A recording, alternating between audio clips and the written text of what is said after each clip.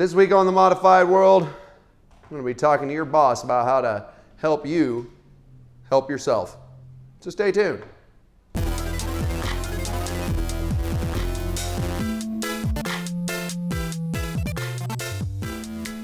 So welcome to The Modified World, a weekly web show about body modification, the people who do it, the people who get it, and of course, why it matters.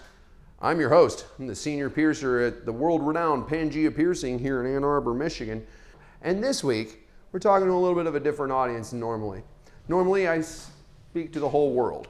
Right now, I'm pretty much only talking to emerging younger piercers and especially tattoo shop owners that have piercing at their studio.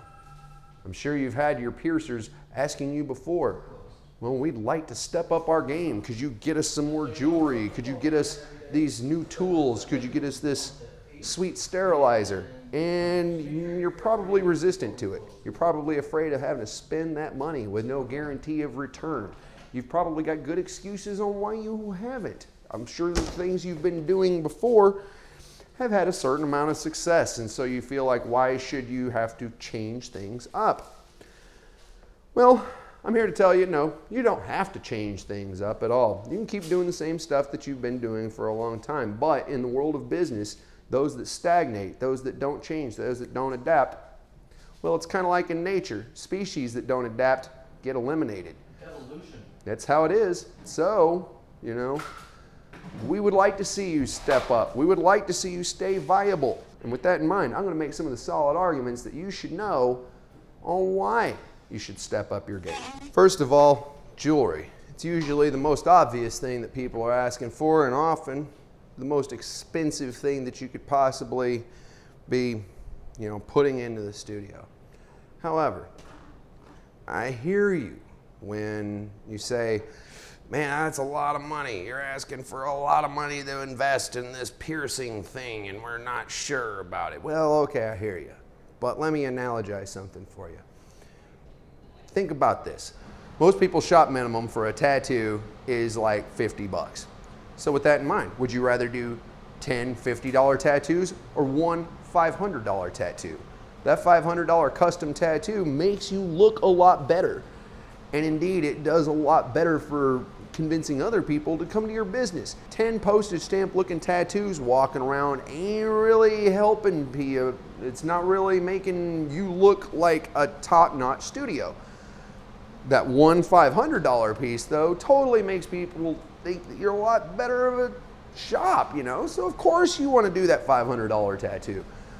Not only that, but the guy who gets the $500 tattoo typically going to be fairly, have a good idea what they want. You can make them happy.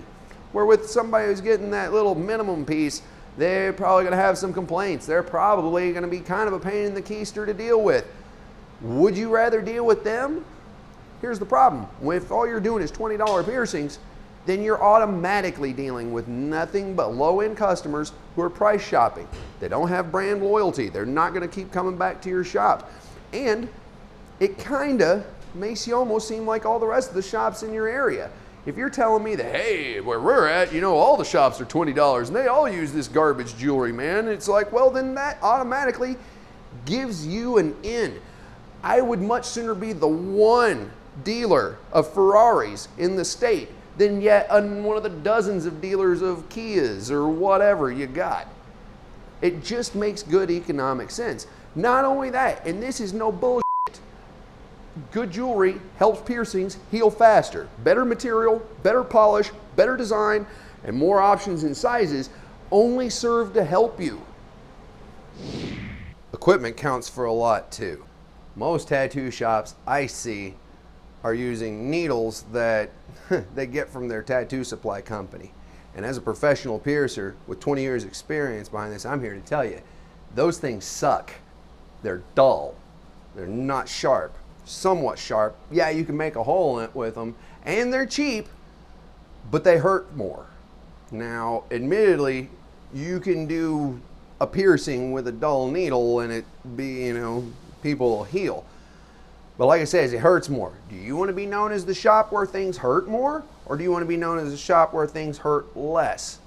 Plus, there's a safety aspect of it too. A dull needle has to take a lot more force to push through. There's a greater chance of needle sticks, which means there's a greater chance of you getting sued or having a problem with your piercer injuring themselves because you're not providing good enough equipment. I understand that quality needles cost more. However, I promise you, it's worth it. A few more facts for your consideration. The old school regular sterilizer, like we use over here, is okay for processing tools. Totally all right.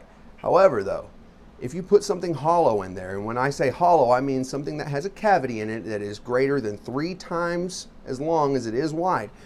When you put something in there like that, and then you get it hot, the steam can't penetrate all the way into that cavity, and it doesn't sterilize it.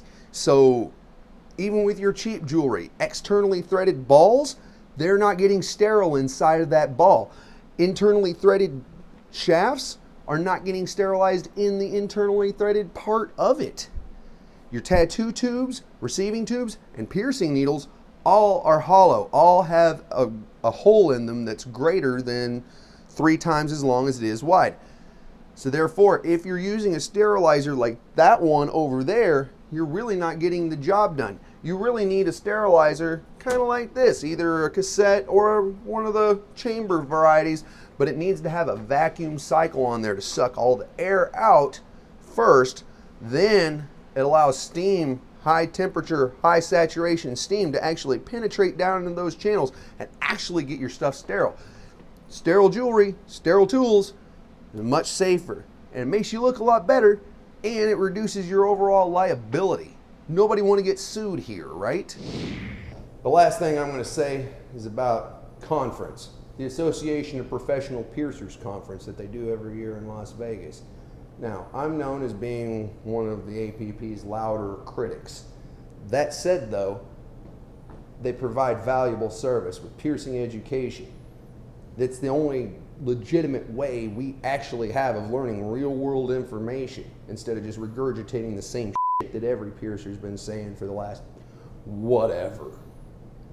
I understand that it takes your piercer away from the shop and he's not making money while he's there. I understand that possibly she might have to be getting extra cash to go out and do it. Promise, it behooves you to send your piercer to conference. They will never have a better opportunity to learn, network, figure out the latest, the best. I mean, it's important. Wouldn't you want to know the best way of tattooing or whatever it is that you do? Of course you would. And that's why I say you ought to send your piercer to conference. I mean, look at it this way, all right? You can have a good tattoo artist or a good tattoo shop, but if you have shitty piercing, it brings the quality of your shop down. Not only that, but if there's 20 other people in your area that are all doing the cheapy, crappy, $20 you call it piercings, by doing better, you separate yourself from that bunch. And we just want to see everybody succeed, man. I mean, we don't need to necessarily have more body art studios or more piercers or whatever in this world. We need the ones that are here to step up their game and do better. You want to do better. Your piercer wants to do better. So give them the ammunition they need to be able to fight this war to the best of their abilities. And that was my show this week. Hope you learned something. Hope you enjoyed it or at least partially entertained. I'm just here to look pretty. And boy, does he ever. We give out swag every now and then to our engaged subscribers. So if you haven't subscribed yet, be sure to, so that you A, don't miss any videos, and B, you have a chance to getting in and all the fun. Leave me a comment in the section down below. Let me know what you think about all this stuff. Hit me up on your favorite social media networks. If you're not following Kenny yet, Torn by Hooks, then you probably ought to. And of course, be sure to stop back by next week for another episode of The Modified World.